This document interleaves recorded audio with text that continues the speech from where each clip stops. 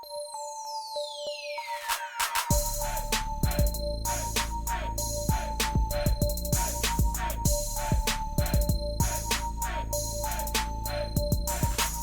is going on, guys? Welcome back. Commentary for you. To me, this is EA admitting failure. But before we get into that, if you didn't watch the video before this, a lot of you had asked for NFL commentary. Today it came out. Myself, Uche Maniri, we went through Kyler Murray, the rebirth of the Arizona Cardinals, the DeAndre Hopkins trade maybe haunting the Houston Texans, and later this week, we're going to talk about Cam Newton and whether or not it's time to bench him in New England.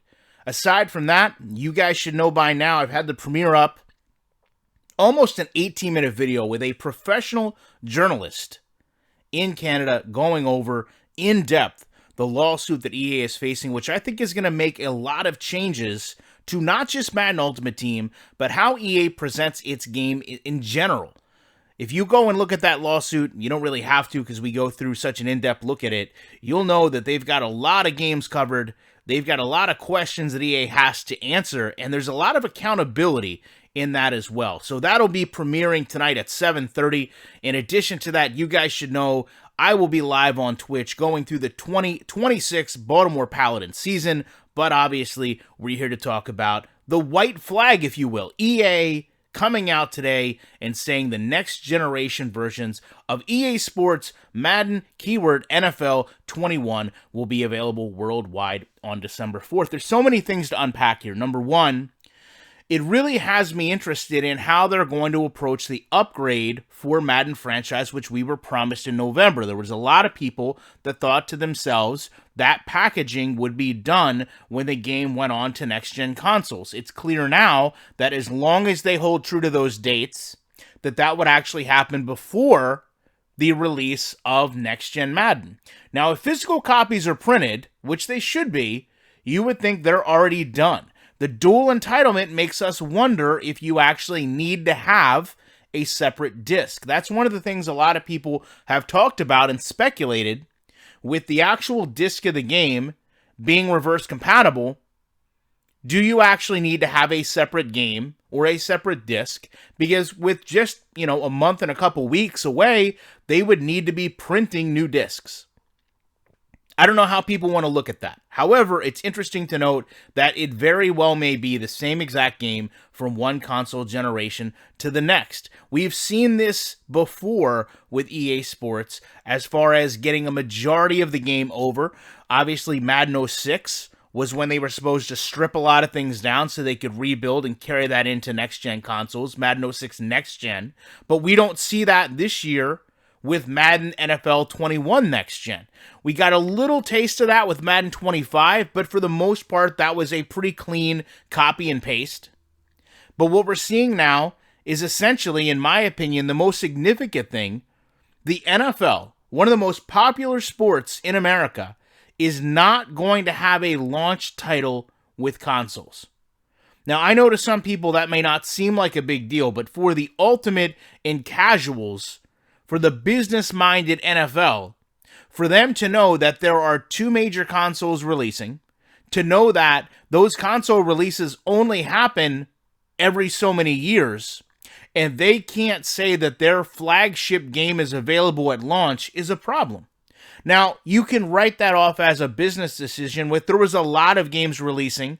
There were a lot of next-gen games releasing. In fact, I know a lot of people like to make the 2K comparisons, but let's be fair, 2K actually seems to have rebuilt their game going on to next-gen. Something that a lot of people wanted from EA, wanted from Madden, and as of right now, we haven't seen it. That's not to say that it can't happen, but based on the very little substance we've seen of next-gen Madden, it seems unlikely.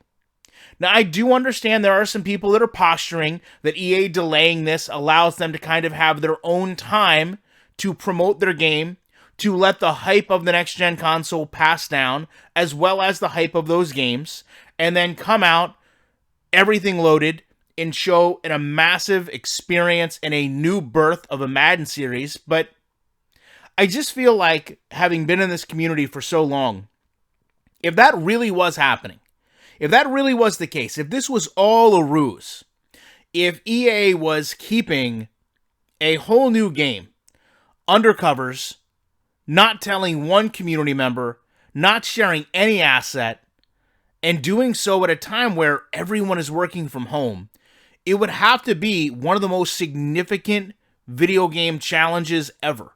I mean, what product, even setting aside a video game, could handle that type of secret work, I suppose?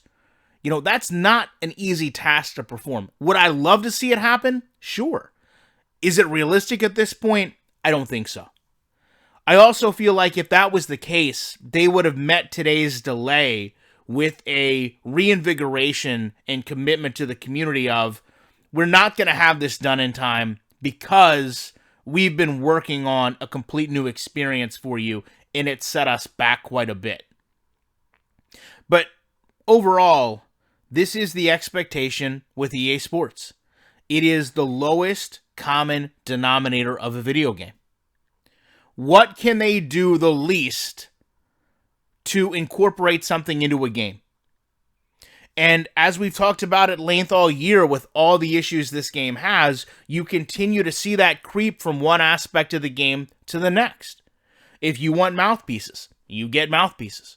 Doesn't matter if they go through the player's face, you just got what you wanted.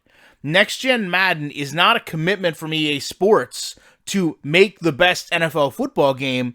Next Gen Madden is a requirement for EA to get Madden onto a next gen console. That's my absolute perspective of it. EA is not wanting to put out the best football game. They realize that in order to continue to make a football game, they have to release it on next-gen consoles. Therefore, it's only logical that the game has to go from one console generation to the next. And that's why a company, in my opinion, that is focused on revenue, that's mainstay has been microtransactions and making sure they get as much money as they can from the consumer, including using the same game engine for year after year after year. Dragging it onto a next-gen console only allows them to take that one step further and make sure they continue to do as little as possible to improve their product while selling the same product and continuing to make money. The challenge for EA has been the community has gotten tired of it. The community has grown exhausted of the same product, and they've seen through all the marketing gimmicks, which are notably absent from next-gen currently, of here's what we've done to improve the game. Because you can actually not only now go back and see from one year to the next, they'll sell you the same improvements, but those improvements never make it into the final product. You also can only sell us enhanced player movement, improved AI, more user control so many times before we establish through actually playing the game, it's not there and it's not going to be there. They don't have the capacity to unlock the game and remove all the animations that it's actually built upon. Those animations, since we mentioned it, started around Madden 25 when they realized they needed to have defensive back and wide receiver animations recorded in tandem because players kept going through each other. All they've done systematically from that point is to make sure that there was layers upon layers upon layers of animations, making sure that any interaction a player had, whether it was on the defensive line or a player like a halfback interacting with an offensive lineman, would simply be done through animations. We saw it this year when there was a glitch in the game. They made it so where the ball actually pulled back from outer space so that it could continue to be punted. We've seen it with the kicks that have continued to be scripted. We've seen it with the punts that have continued to be scripted. Not just in that ball shift animation I talked about, but as far as actually having the player kick the ball no matter where it went. When you create a poor product and you build off that poor product, you're going to end up with a poor product. And whether you delay the game a week, a month, or a year, nothing will change that until you sit down and make the commitment that you want to put the best product out that you can. And EA has not been in the business, even if you look at that user score, of doing that. So a rebuild, to me, was illogical. To sit here and say that they're hiding this brand new game is irrational. Come to the realization that this just shows you this is a company that is ill-prepared to follow through on any promise they make to a customer, including releasing a game on a console. They're not capable of making a quality football game. Now they're not capable of producing the game in a timely fashion. And the only thing we can hope as members of this community is that someone at the NFL now recognizes this is the ultimate statement that they should not have this exclusive agreement and open it up so that someone else in the market has the ability to make a game, which now EA is clearly incapable of. Love to know your thoughts on this. Appreciate you checking it out. I will be back in the week with more commentary.